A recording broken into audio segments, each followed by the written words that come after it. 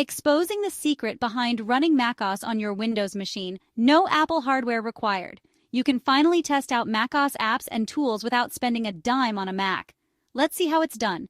First, grab VirtualBox from Oracle's website. It's free and safe. Next, you'll need a macOS ISO file. Be careful. Download only from reliable sources. There are legal risks with unofficial files. Now open VirtualBox and create a new virtual machine. Choose macOS as the type and give it enough RAM and storage. Think generous. Tweak the settings for video memory and resolution to make your virtual Mac extra smooth.